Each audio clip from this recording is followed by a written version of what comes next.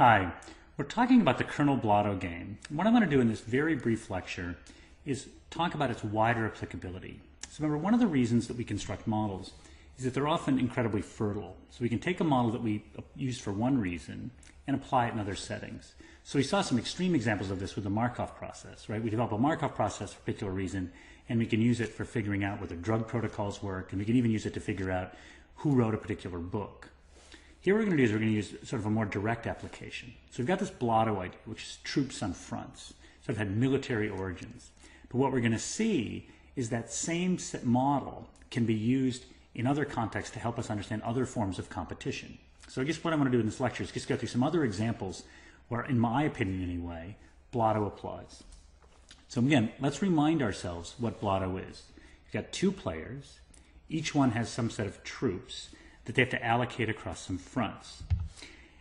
Their action is just, how do I allocate my troops across those fronts? And then we determine the winner by looking front by front to see who had the most troops. Whoever had the most troops wins the game. Very straightforward.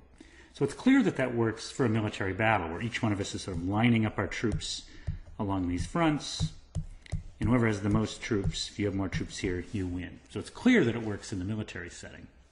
But does it apply elsewhere? What I'm going to convince you is yes. So here's the first example, the U.S. Electoral College. So to be president of the United States, you don't have to win the most votes. What you have to do is win the most states. What you can think of is you can think of each state as a front. So you've got Colorado as a front, Michigan's a front, Florida's a front, and increasingly Ohio's a front. So what you have to do if you're running for president, you've got to decide, where do I allocate my quote-unquote troops? Now what are troops here? Troops are money. So each candidate has some set of money that they can use for hiring volunteers, running television and radio ads, running rallies. They've also got, troops can also be their personal time. Where do they spend time? So if you think about how political candidates spend time, there's some states, like recently California, even though it's got the most votes, hasn't been in play for the Republican candidate. And so therefore, since the Republicans know the Democrats are going to win, neither candidate even campaigns there. So they don't put any troops there. So you can think of the Electoral College game as just one big game of Blotto, where each person's trying to decide where to allocate troops.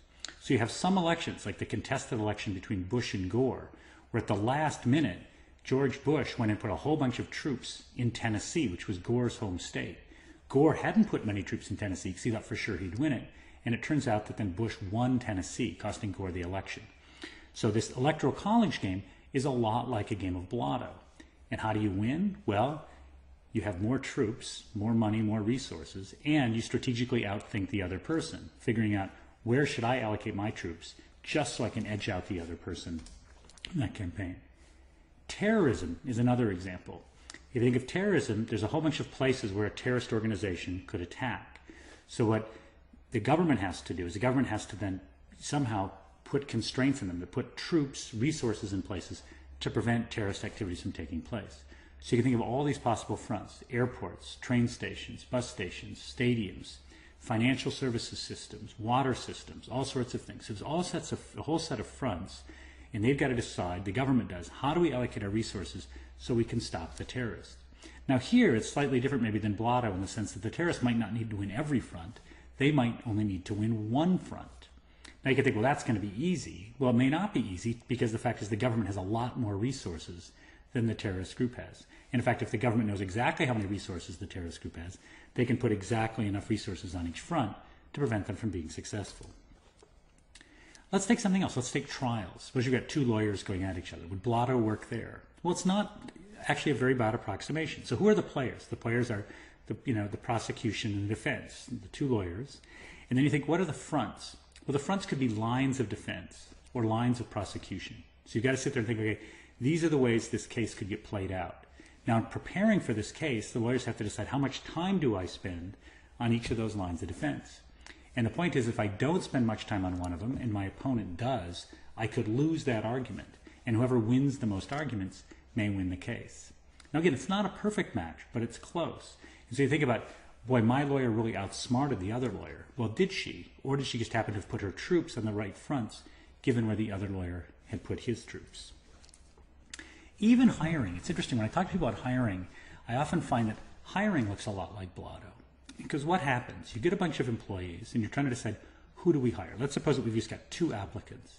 And you look at their resumes and you see, okay, they've got education, they've got work experience, they've got maybe some set of skills, maybe they've got interviewing skills, they've got technical skills, interviewing skills.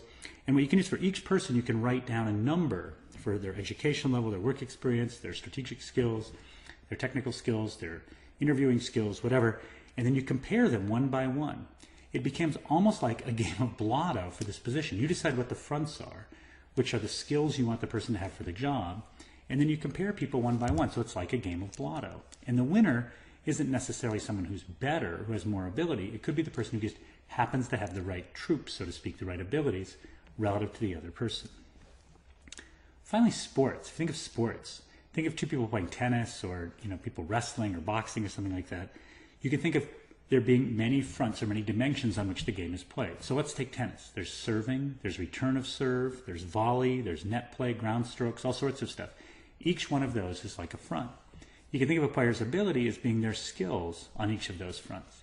Now, if I dominate you, if my return of serve is really good and your serve is weak, that means I'm going to win on that front. And whoever wins on the most fronts may be likely to win the match. This could explain why some players have an advantage against others. Like, so maybe player A can beat B and B can beat C, but then C in turn can beat A, because of the fact that it isn't just person of higher ability. In fact, it's the case that you see cycles because of the fact that it really is a game of Blotto. So what have we learned? We've learned that Blotto, which was developed for warfare, we're putting troops on fronts, applies to a whole bunch of different stuff. It applies to the electoral college, to terrorism, to trials, to sports, even to hiring decisions. And we can get insights from Blotto to all those different environments. We've already seen from Blotto that any position can be beaten by someone else. We've also seen that you don't need all your troops to win. What we're going to do in the next lecture is see how much of an advantage it is to really have more troops, and what you should do if you're at a disadvantage, if you don't have all those troops. Okay, thanks.